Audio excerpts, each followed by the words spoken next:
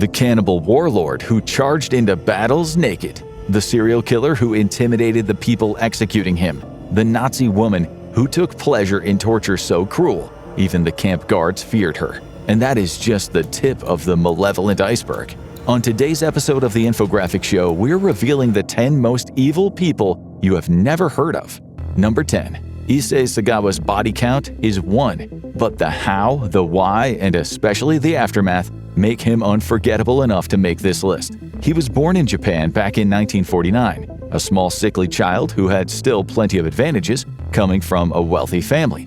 From an early age, he never really connected with any other kids, partly because he harbored violent sexual fantasies. More specifically, he wanted to eat them. Sagawa made a few failed attempts to commit violence against the women in his life as he grew up, but due to his slight frame, he never succeeded in overpowering anyone. But that all changed when he moved to France to attend university and bought himself a rifle. The unfortunate victim of Sagawa's twisted fantasies was a Dutch student named René Harteveld, who Sagawa lured into his apartment and shot in the back of the head. The sight of the blood caused Sagawa to faint, but when he came to, he began cutting and eating parts of her body in a deranged frenzy. He was captured when trying to dispose of the body in a pair of suitcases and was deemed criminally insane. He was sent back to Japan, where a legal technicality and daddy's money helped him go free. He became a twisted tabloid celebrity, guesting on TV shows, making books and manga based on his crimes, reviewing food, and even starring in an adult film. When he died back in 2022, he lived for decades coasting and profiting off of the infamy of his most twisted acts. But Sagawa looks like a card-carrying feminist compared to our next obscure psycho. Number 9. Gary Heinrich was one of the inspirations for Buffalo Bill, the villain of The Silence of the Lambs. But truth is actually a lot more disturbing than fiction. Heinrich captured and tortured 6 women in a large pit that he had dug in his basement and then killed 2 of them in the process. And the things he did to his victims is enough to give you nightmares. Growing up, he was an unusually intelligent kid, showing an aptitude for schoolwork and performing well in tests. Problem was, he was always antisocial, and he showed a particular scorn for his female classmates. He would shout them down and claim they weren't worthy to talk to him, even when they tried to engage in polite conversation. This turned out to be foreshadowing for the monstrously misogynistic acts he committed later in life. It all started with a kidnapping of innocent women across Pennsylvania. He beat and abused his victims daily, keeping them naked, tied up, and handcuffed. One of the survivors of Heinrich's crimes remembered the traumatic experience of being stripped and dragged down into his basement, where the 4 other captives were already chained. The pit he kept his victims in was filled with water and attached to a live wire so he could flip a switch and deal an electric shock to all of them at the same time. The goal was to keep them fearful and obedient and torture them. When the women disobeyed him, he would tape up their mouths and assault them. According to one victim, he wanted to use them as breeding stock to create a perfect race of children. When one of the women died from a mix of electrocution, starvation, and torture, he made the others help him dismember the body. After being caught, he was sentenced to death. He was the last person to ever be executed in Pennsylvania. While Gary Heinrich is undeniably a monster for what he did to his prisoners, our next lesser-known monster didn't just have a pit in a basement, she had a whole concentration camp of victims to torment. Number 8. Ilse Koch, she-wolf of the SS. Also known as the concentration camp murderess and the Witch of Buchenwald, Ilse Koch was the wife of Karl Otto Koch, commandant of the Buchenwald concentration camp, and she very much enjoyed getting involved in her husband's work. It probably won't surprise you to hear that the Nazis were a little sexist. They had very patriarchal ideas of how the world should be, where the men do all the important stuff and the women are the homemakers and child rearers. Ilse decided to buck the trend just a little bit and break the Nazis' glass ceiling by showing that she could be every bit as cruel and sadistic as the SS men around her. She was a die-hard believer in the racist ideologies of the Nazis, and she saw herself as a prime example of an Aryan woman. If the accusations of the press and the Allied prosecutors are to be believed, she engaged in brutal beatings of the prisoners, was quick to report even the tiniest indiscretion to the SS guards. When the war ended, Karl Otto had been convicted and executed for embezzling Nazi funds and for the unauthorized murder of 3 prisoners. Shocking that the Nazis punished stuff like that, given that over 56,000 people died at the same camp from a combination of starvation, torture, illness, and executions. Ilse was arrested and charged with basically all of the crimes we have mentioned already by the Americans and ended up carrying out her own execution back in 1967. And somehow, despite all this, Ilse and Karl Otto still don't seem to hold a candle to the depravity of our next creepy killer couple. Number 7. We've all heard of a power couple, an iconic duo that brings out the absolute best in each other. But Ian Brady and Myra Hindles are kinda like the perfect opposite of that. A pair of sadistic psychopaths who enabled each other's worst tendencies. 5 young victims met horrifying ends because of the twisted games they wanted to play.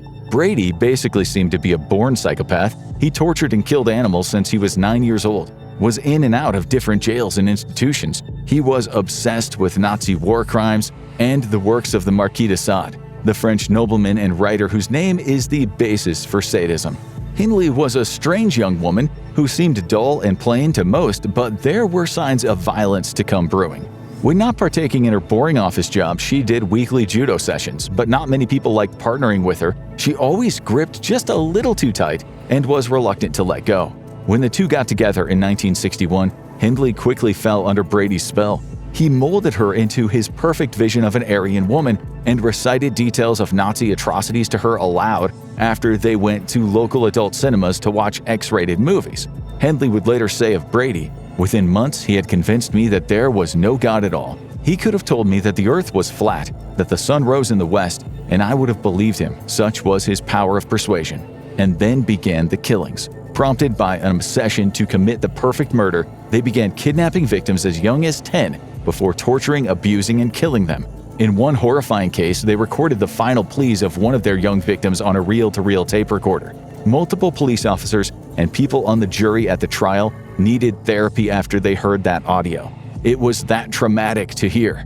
The Moors murderers may have been absolute monsters, but you would still rather run into them in a dark alley than our next murderous paragon of darkness. Number 6. In the early 20th century, Karl Panzram was a busy man. Name a crime and he probably did it. Serial murder, mass murder, spree killing, sex crimes, robberies, arson. An excerpt from his death row journal gave a glimpse into his depravity. In my lifetime, I have murdered 21 human beings, I have committed thousands of burglaries, robberies, larcenies, arsons, and last but not least, I have committed sodomy on more than 1,000 male human beings. I am not in the least bit sorry. Panzram drifted around the United States and Portuguese Angola, torturing, killing, and generally antagonizing seemingly literally everyone he met.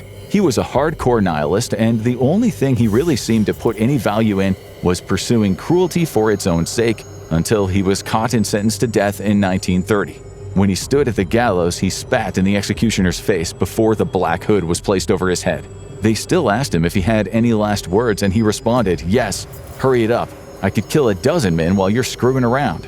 But Karl's crime seemed small time compared to the atrocities of this next guy, and worse still, he got away with it.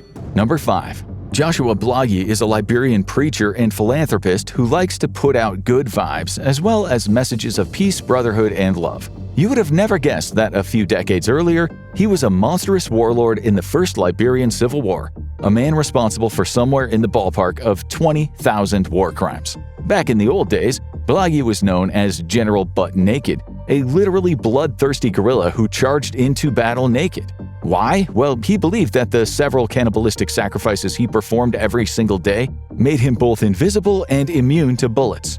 And it's also a pretty apt warfare tactic. Even if you're a trained fighter, if someone comes sprinting at you, slanging it with a machine gun in one hand and a machete in the other, you're probably gonna just cut your losses and run. He drove his typically underage soldiers into violent frenzies with a mix of cocaine and Jean-Claude Van Damme movies. He would teach them that killing was just a game and encouraged them to be as violent as possible. He made them wear Halloween masks to strike more fear into their opponents, and some of his contemporaries took on names like General Rambo, General Bin Laden, and even General Satan. He confessed to torture, mutilation, blood drinking, cannibalism, and dark rituals, but he has been trying to turn over a new leaf by becoming a religious man. Whether he deserves forgiveness for the things he has done, that's a different conversation. Joshua Blagyi was a terrifying general, but what if someone with his bloodlust became not just a mayor, but a president of a whole country? Number 4. In March of 2025, the former president of the Philippines, Rodrigo Duterte, was arrested on the orders of the International Criminal Court and charged with crimes against humanity. Back when he was just the mayor of Davao City, he had the nickname The Terminator for his tough-on-crime stance, which is to say he rode around on a motorcycle with a leather jacket, threatening people with a gun. In one case, he saw a man smoking in a no-smoking bar, and he made him eat his cigarette at gunpoint. At one point, he threatened to eat the livers of his enemies with salt and vinegar. Things got a lot more serious when he became president, and he decided to make a key part of his platform eliminating the scourge of drug dealers and drug users. The result of this was essentially the Purge Filipino style. Government-sanctioned death squads and vigilantes were given carte blanche to massacre people in the streets as long as there was enough plausible deniability to claim their victims were somehow tied to the drug trade. This purge claimed thousands of lives over the course of Duterte's presidency. He was accused of hiring career hitmen, giving them weapons, and promising them total immunity from any crimes they committed in his name. It was a fascist period of lawlessness and violence for the people of the Philippines. If you happened to be one of Duterte's political enemies, there was a non-zero chance that you would end up being found dead with some drug paraphernalia planted on your body. Duterte had no regrets after being arrested, simply saying he did what he had to do. There aren't many nice things you could say about Rodrigo Duterte, but one of the few is, at least, he wasn't a dark wizard. The same cannot be said of our next guy. Number 3. Dictators are a colorful bunch, but few had the raw, deranged pizzazz of François Duvalier, better known by the nickname Papa Doc.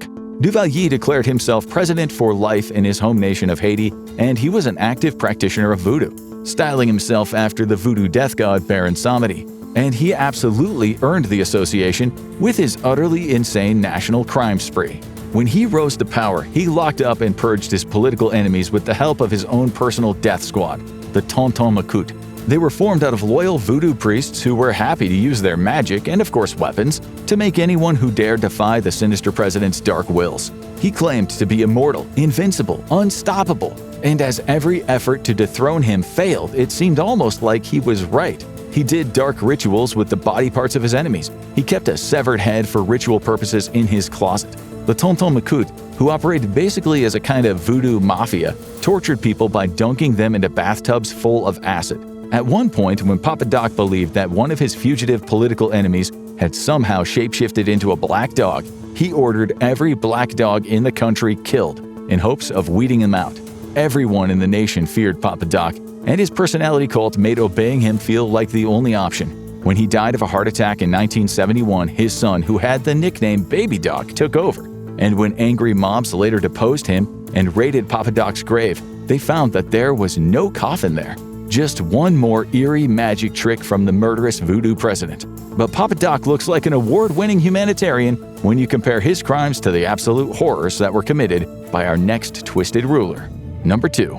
Ask anyone who isn't sitting on a plantation fortune right now, and they'll probably agree that colonialism ranks among the greatest evils of the past few centuries. And few practiced its nastiest forms quite as efficiently as King Leopold II of Belgium, the creator of the ironically named Congo Free State, a name only accurate if you think of it as a state of terror, death, and pain. Leopold personally ran the nation as his own twisted playground, making a killing on rubber and ivory, while also just generally killing and mutilating the indigenous Congolese people. One of the favorite punishments of the regime was amputation of any body part of any age. People would have their hands, feet, or limbs cut off for even annoying the Belgian occupiers, and they had a pretty low bar for that kind of thing.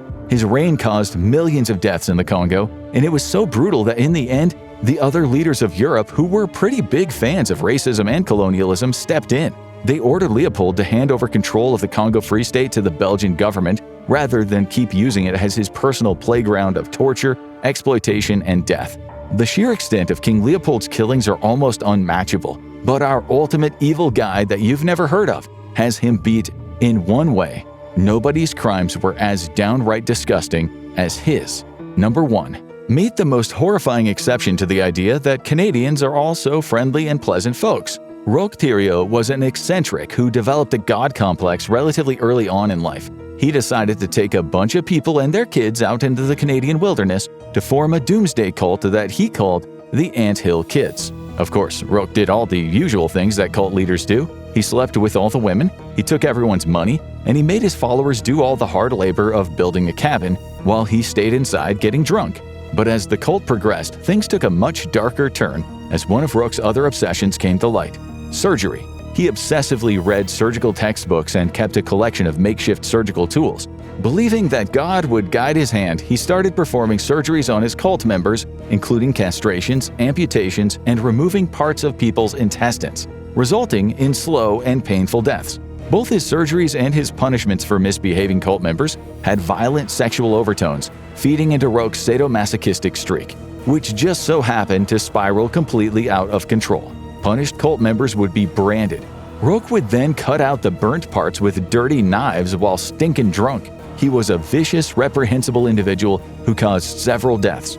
His reign of terror only ended when a mutilated cult member ran several miles to the nearest police station, and it all came crumbling down. Rook would later die in jail after getting shivved by his cellmate. Who'd have guessed that this guy wouldn't have been fun to bunk with? You've met some of the most evil people history tried to forget, but some of the darkest acts weren't committed by adults. Watch Most Evil Kids in the History of Mankind to see how young some monsters really were, or click on this video instead.